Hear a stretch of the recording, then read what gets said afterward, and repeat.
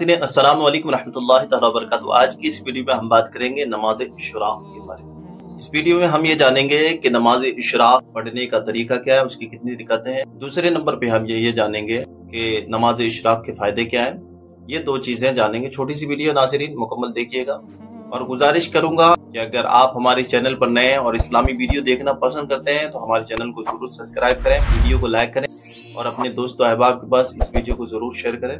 तो नाज़रीन आइए हम ये जानते हैं कि नमाज इशराक का तरीका क्या है और इसका वक्त क्या है। एक चीज ये भी जान लेते हैं कि इसका वक्त भी क्या है। तो सबसे पहले हम नमाज इशराक का वक्त जानेंगे। सूरज निकलने के बाद से लेकर के, यानी सूरज जैसे ही निकलता है तो सूरज निकलने के 20 मिनट बाद वहां से इशराक का वक्त शुरू होता है। सूरज निकलने के बाद 20 मिनट से लेकर के ज़वाल से पहले पहले तक ये टाइम रहता है। मगर मुस्तहब टाइम क्या है, बेहतर टाइम क्या है कि नमाज इशराक का सबसे अच्छा टाइम यह है कि सूरज जैसे ही निकले 20 मिनट बाद आप फौरन पढ़ लें। तो इसका सही तरीका नमाज का क्या है नाज़रीन, आइए मैं बताता हूँ। फजर की नमाज पढ़ने के बाद आप फौरन क्या करेंगे, आप तस्बीह तहलील या कुरान शरीफ की तिलावत करेंगे या दुरूद शरीफ पढ़ते रहेंगे। और ये 20 मिनट का टाइम आपका यहाँ तक कि सूरज निकल जाए और सूरज निकलने के 20 मिनट हो जाए, किसी से बातचीत कुछ नहीं करना है। अगर कोई बात भी करें, दीनी इस्लामी बात अगर करें तो आप कर सकते हैं, दुनियावी बात ना करें तो बेहतर है, ताकि इसका जो पूरा फायदा है ना वो उसी वक्त मुकम्मल मिलेगा जब हम फजर की नमाज पढ़ने के बाद बातचीत बंद करके अल्लाह की याद में, अल्लाह के जिक्र में लग जाएंगे, तस्बीह और तहलीलात कुरान की तिलावत में अगर हम लग जाएंगे तो उसका बहुत ज्यादा फायदा होगा। अगर बात भी कर ले कोई दुनियावी कामकाज में, किसी कामकाज में लग जाए, फिर जो है थोड़ी देर आकर के दूरी का नमाज इशराक की पढ़ ले तो भी हो जाएगी, तो भी उसे सवाब दिया जाएगा, सवाब अता किया जाएगा।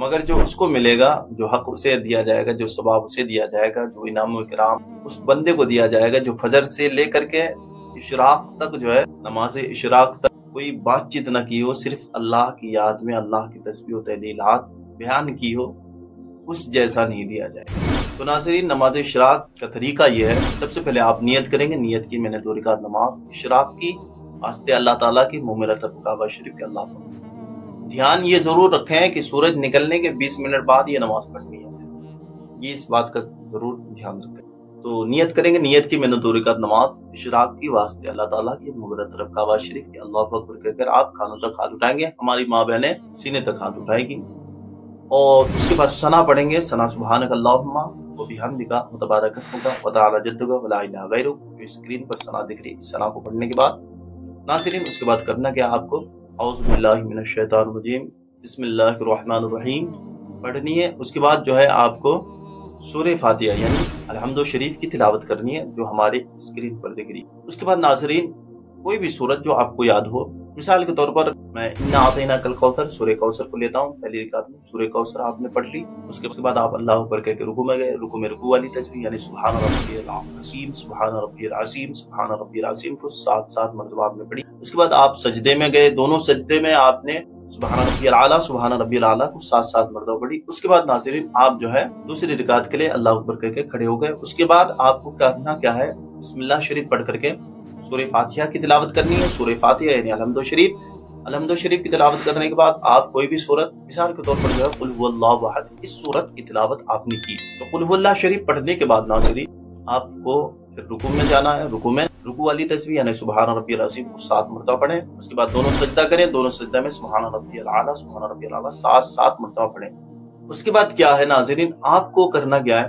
बैठ जाना है अत्तहियात में दोनों सजदे के बाद। उसके बाद नाज़रीन और वहाँ पर अत्तहियात पढ़नी है। अत्तहियातु लिल्लाहि व सलावात व तय्यिबात। वीडियो लंबी हो जाएगी, इसलिए जो स्क्रीन पर अत्तहियात दिख रही है इसे आप पढ़ लें या स्क्रीनशॉट रख लें। अत्तहियात पढ़ने के बाद नाज़रीन आपको करना क्या है, दुरूद इब्राहिम पढ़नी है। अल्लाहुम्मा सल्ली अला सय्यिदना मुहम्मद व अला आलि सय्यिदना मुहम्मद।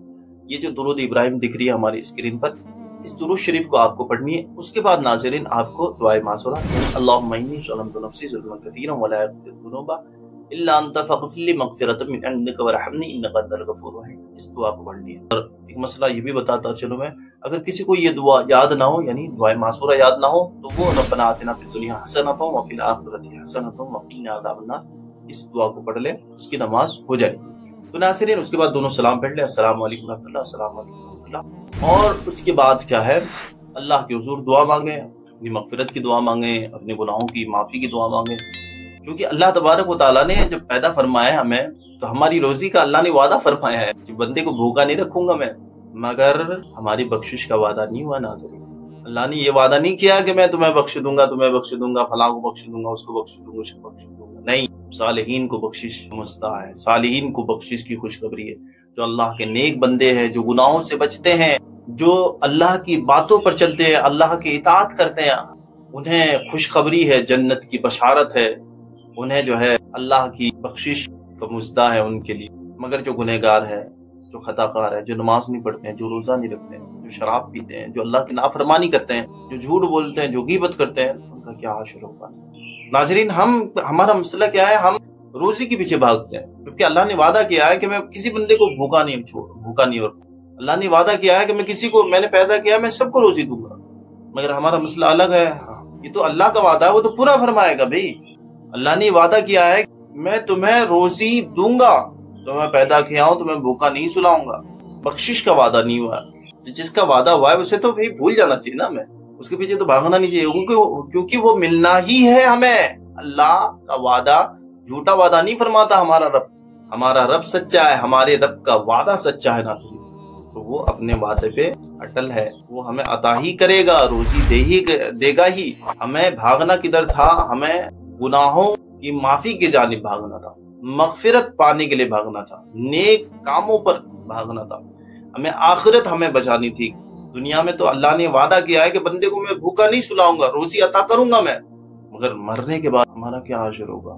ہمیں بخشش پانے کے لیے اللہ کی باتوں پر، اللہ کے احکاموں پر، ہمارے نبی علیہ السلام کی پیاری پیاری سنتوں کو، دین اسلام کا حق کو عمل کرنے کی ہمیں کوشش کرنی چاہیے۔ اللہ سے دعا کرتا ہوں کہ رب قدیر اپنے فضل و کرم سے ہمیں نبی علیہ الصلوۃ والتسلیم کی پیاری پیاری اداؤں کو، ہماری نبی کی سچی اطاعت، اللہ کی سچی اطاعت و فرما برداری کرنے کی اللہ اپنے فضل و کرم سے ہمیں توفیق عطا فرمائے۔ تو ناظرین، اس نماز یعنی نماز اشراق کو پڑھنے کا فائدہ کیا ہے؟ حدیث شریف کا خلاصہ میں بتا رہا ہوں، بہت بڑی حدیث شریف ہے، ترمذی شریف کی حدیث شریف ہے یہ، اس کا خلاصہ بتا رہا ہوں کہ جو بندہ اس طرح سے نماز پڑھتا ہے، یعنی فجر کی نماز سے لے کر کے نماز اشراق تک کوئی بات چیت کسی سے نہیں کیا اللہ کی تسبیح و تحلیل کے علاوہ، تو اس بندے کو ایک حج اور 2 عمرے کا ثواب عطا کیا جائے۔ سبحان اللہ ناظرین۔ اب آپ سوچ سکتے ہیں، آدمی 4 لاکھ 5 لاکھ روپے خرچ کر کے حج کرنے جاتا ہے، اسے حج کا ثواب عطا کیا جائے۔ یہاں تو آپ 2 رکعت نماز پڑھ لے آپ۔ جو لوگ حج نہیں کر سکتے، جو غریب طبقے کے لوگ ہیں، جو غریب ہے، نہیں کر سکتے، ان کے پاس پیسے نہیں ہیں، یا قرض دار ہے، نہیں کر سکتے ہیں، مگر دلی آرزو کہ میں حج کروں، تو بندہ یہ کرو نا، یہ اللہ نے دیا ہے، ہمیں گفٹ دیا ہے، ہم نہیں کر سکتے تو یہ نماز پڑھیں تو صحیح، حج کا ثواب ہر دن ملے گا ہمیں بھائی، دل کھول کر دیکھے تو صحیح، اللہ کو یاد تو کرے صحیح، اللہ کی تسبیح و تحلیل بلند تو کرے، حج کا ثواب عطا فرمائے۔ اور ناظرین، اس نماز کو پڑھنے کا فائدہ کیا ہے؟ جو میں نے ابھی بتایا بیچ میں کہ اللہ نے روزی کا وعدہ کیا، مغفرت کا وعدہ نہیں کیا۔ تو ناظرین، آپ جو ہے غور کیجئے کہ اس نماز کو ایک پڑھنے کا ایک فائدہ یہ بھی ہے کہ اللہ تبارک و تعالیٰ اس بندے کی خطاؤں کو معاف فرما دیتا ہے، گناہوں کو بخش دیتا ہے۔ تو بخشش کا ذریعہ نماز اشراق بن سکتی ہے ناظرین۔ تو ناظرین، ویڈیو کیسے لگی آپ کو کمنٹ کر کے ضرور بتائیں۔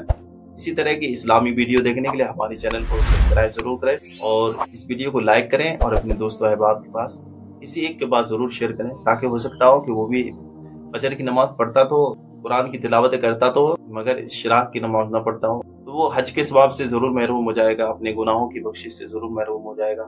تو اس ویڈیو کو شیئر کریں گے، ہو سکتا ہو کہ آپ کی وجہ سے وہ نماز پڑھنا شروع کر دے، تو آپ کو بھی ثواب ملے گا، اس کو بھی ثواب ملے گا۔ ناظرین، جو ہے ثواب کی نیت سے، وہی ثواب پانے کی غرض سے اس ویڈیو کو اپنے دوست و احباب کے پاس ضرور شیئر کریں۔ ملتے ہیں اگلے ویڈیو میں، جب تک کے لیے السلام علیکم ورحمۃ اللہ تعالیٰ۔